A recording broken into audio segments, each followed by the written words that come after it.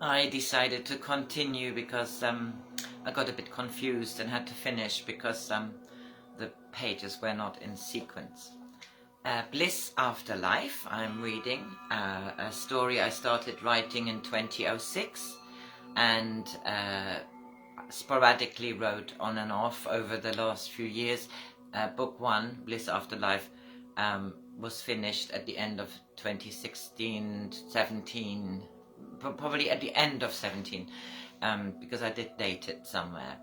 Anyhow, we are now on chapter 78 still, and David is spending Boxing Day with his daughter Maisie at his aunt Lenie's, who's the only surviving relatives of his in England. He lived in Australia for a long time. We are at the last card he had drawn, and he had a really good reading. So it continues on the last card.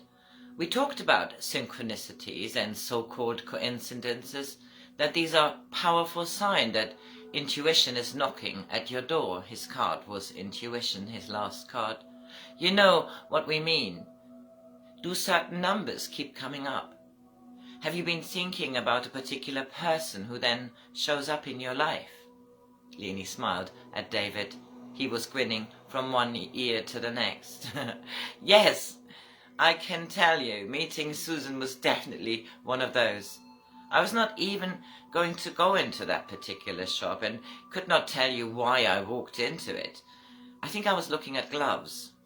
Well, so you are recognizing that this is all quite fitting.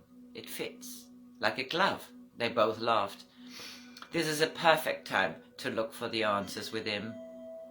You had been saying to me that you really got into your music again.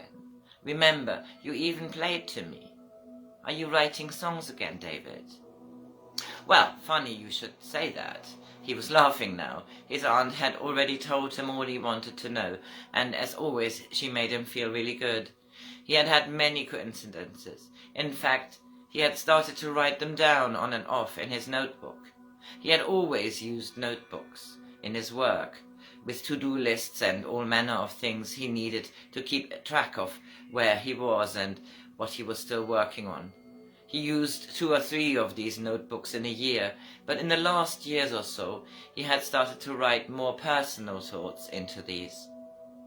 His life had already changed vastly since he decided to leave his companies in the hands of his daughter and husband.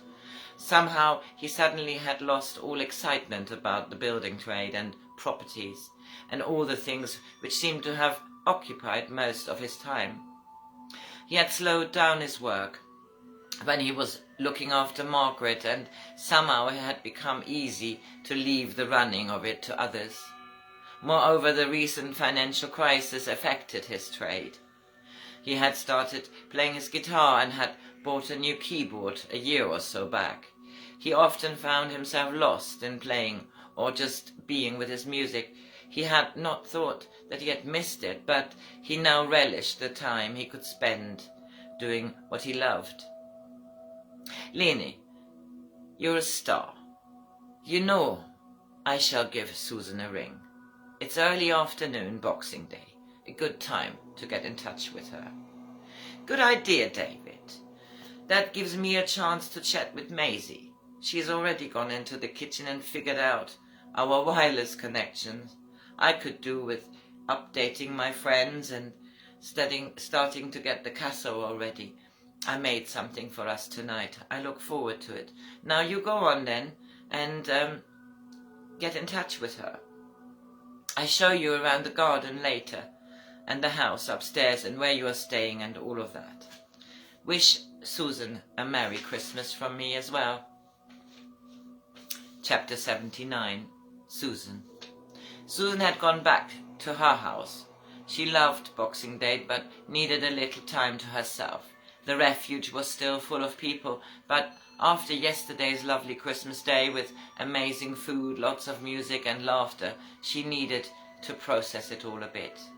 Faye was such a lovely girl, and it was great how she and Anna had struck up such a quick and deep relationship. It had been lovely to talk to the two of them, They had strolled around the garden. Holly joined them after a while, and there was much talk about Bliss and all their individual stories about her. And how it was that they all got here at Christmas, having such a lovely time. Anna had been very open, and it was obvious that she felt so much better, was in fact starting to look forward to her parents.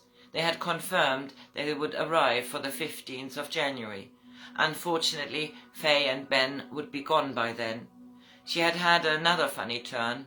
The baby seemed fine, but it now had her a little bit worried. They were booked to leave on the 10th of January. Faye had started to look really pregnant recently. She enjoyed her food and was overall very well, but a second almost faint episode made her take a mental note to have a word with Evelyn. Apart from being a counsellor, she had also worked as a reflexologist and had a lot of experience with all manners of health and well-being. She had been such a help over the last 30-plus years. They were really old friends. Hers and Holly's, really. There was not much Evelyn did not know about their lives. She was always busy travelling a lot, and although they had kept in touch, it was not always easy to get hold of her. Susan's mind was wandering. She heard the phone and rushed into her kitchen. "Susan, it's David. Merry Christmas to you. Although it's already Boxing Day, I'm sure we can say it still for a few days. How are you?" "Merry Christmas, David. Yes, I reckon it's fine for this week. Then it shall be Happy New Year. I've got back here a little while to find a little reprieve. It was good timing to ring now. We had a lovely Christmas at the refuge." "Yes, I thought you might. Maisie and I had a lovely but quiet day and arrived earlier today at Leni's. You remember my aunt?" "Yes, of course. She is the tarot reader, isn't she?" Susan laughed. They had only met Leni once when she came to the garage, but she was often talked about.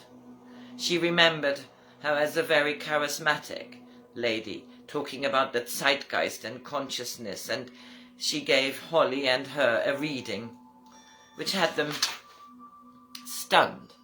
In fact, thinking back, she had promised Susan a high life for a while, travels, a boy, but she could not remember anything else, and as far as she remembered anything at all, it was full of symbolism, and she had enjoyed it, but more like a joke in those days. Holly was very pleased with her reading, as it had told her she would be sure of her purpose and help people. She could remember no more and made another mental note to ask her. She heard David laughing. "Indeed, she gave me a reading already. Don't tell anyone." "Why not?" "Well, yes, okay. I know what you mean. I remember thinking it all a big joke back then in the garage. Do you remember?" "Of course I do. We had fun times, didn't we?" His voice was suddenly more serious than the question warranted. "Yes, we did." Her mind went back to the days of music making in the garage, David leaving her feeling bereft. But they kept meeting in the garage. The group continued, and it was getting a little larger, and somehow it was not difficult to fall in love with Steve after. Or at least that's what she thought, that she was in love. These feelings had gone away, but at this moment she felt so excited to hear David's voice again. "Gosh, your dulcet tones bring back memories." "I feel that too when I hear you talking." It was fun to sing together. "Do you still sing?" "No, not really. In the shower, but we did sing yesterday at the refuge. I love singing with Holly, and Chris and everybody joined in a fashion." She laughed, as Faye was not so familiar with the words, and they had to get the words out so she could sing along. Tony played the piano. Ben picked up his old guitar. I did enjoy it very much. How about you? I did do more singing and playing in the last couple of years, but I belong to a choir for the last few years in Australia. Singing and music has always been a great panacea for me. Yes, me too. I have done very little with music myself in the last decade. Did you hear that Steve is having a comeback? Well, actually, he has come back. His music sounds good. He met Faye and had a nice day with them, I heard. He has a girlfriend called Sylvana. This time it seems quite serious. I'm told he is in love. Yes, I heard of his music just recently. I think it's great. I wonder if we shall run into each other. I still have not made up my mind yet where we shall live. I'm taking a rest here. We leave the day after tomorrow. My aunt has a lovely house and we want to have a look around the area together, explore the New Forest. We shall decide in the new year where we shall settle. Have you made any plans for New Year's Eve? No, not really. I was thinking of going to Holly's and Chris down to the coast. They will have neighbours round and I like to be away from the refuge for a little. Well, we are actually not far from you here in Leamington, if you were at your sister's. Shall we meet up? Why don't you come to Holly's? She would love to see you. Have you ever met Chris, her husband? No, she met him after I had gone. That sounds great. Let me speak to Maisie. I feel she's made plans for herself, and we spend quite a bit of time together by the time we leave here. So shall we confirm that then? David thought it best to make firm plans. Yes, let's make it a date. New Year's Eve. I'm sure it's no problem. I look forward to it. Great, as do I. Text me the address, etc. and just confirm it's fine with Holly and Chris. I can always book myself into a B&B or something. I'm sure that won't be necessary, but yes, I will text you all the details in the next couple of days. Have a lovely time at your auntie's. Give her my best wishes and a Merry Christmas to your daughter as well. And I can't wait to hear more about the reading you've had. Well, yes, I think I shall divulge a bit more, and thanks. Do the same for me with Holly, please. I look forward to meeting up. I've not enjoyed New Year's Eve celebrations for years, and this all sounds like fun ahead.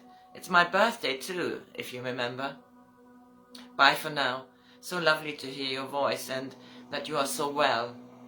Yes, I feel the same, David. See you soon, and yes, I know, it will be your birthday too, on New Year's Eve. Bye-bye. She put the phone down and hugged herself. She had tried not to think of too much of the last few days. She had tried not to think of him too much in the last few days, but she had been lying to herself as she felt overwhelmed with cheer. She knew they would have a fun New Year's Eve. She had also not enjoyed that evening so much in the last decade or so, and she could not wait for the week to pass. She decided to phone Holly right now and ask her if it was okay for David to come. She already knew her sister would love the idea. Chris knew Steve, of course. They had always got on fine, and she was interested to see how David and him would get on. Chapter 80. Holly. Holly had just relaxed in the big armchair when her mobile rang. Susan, I thought you would want to withdraw and be away from it all. What's up? Well, David rang. He's at his Aunt Lenie's. You remember her? Anyhow, I can tell you later all about it, but we plan to meet New Year's Eve. Can I bring him to yours? You're still planning a little party at home, aren't you? Yes, we were just talking about it. Chris was saying not more than a dozen, if that. But yes, would be great to see him. I don't even know yet who is coming. I shall ask Evelyn. She might bring someone. Ooh, that would be fun. She knows David too, of course. He can sleep on the sofa in the study. Good, that's settled then. Let me know what you want me to bring. I shall go now and chat and relax, and we chat over the next couple of days, okay? Yes, great. I'm just settling down to read the book Chris gave me for Christmas. Would you believe it's a book about reading the tarot? Came with a pack of cards, of course. How weird is that? Remember when his Auntie Lenie gave us a reading? Of course. How funny. You should got into that. What made Chris buy that? I had not seen that yesterday. Did he go into a spiritual shop? Yes, believe it or not. He was in the town centre and came by that interesting looking place, his words, and he found himself browsing and just bought that for me. As he knows my interest into the ethereal, he can never stop himself raising his eyebrows when he says that. Yeah, that's Chris. Anyway, what an appropriate present. Go on, learn about it and give us all a reading on New Year's Eve. Oh, come on, Susan. Now you've got me raising my eyebrows. I've never done that before. But let me get on, and it sounds as if I might. Speak soon. Love you. I love you too. Bye-bye, my dear. Holly settled back and started reminiscing in her mind about the old days. Had David changed much? How much was he like the old David? Or had he changed utterly? She was thinking back of the times they used to meet in the garage. It was such a lovely time in her life and in Susan's. It was such a lovely time in her life and in Susan's life. She wondered if she was over-romanticizing it as well in her memories, always difficult to determine. And she chose to remember the laughs, the endless banter, and the creative writing of lyrics and songs. The juices were flowing and the music they were making was wonderful, and discussing it all. How quick it had all passed. She met Chris quite a few years later. She was lost in her thoughts and started to look forward to New Year's Eve. She opened the box with the cards. They were beautiful. She started to examine them and took the book to read about the tarot. Next chapter is chapter 81, describing Melanie's visit at her Oma's. Have a good Tuesday night.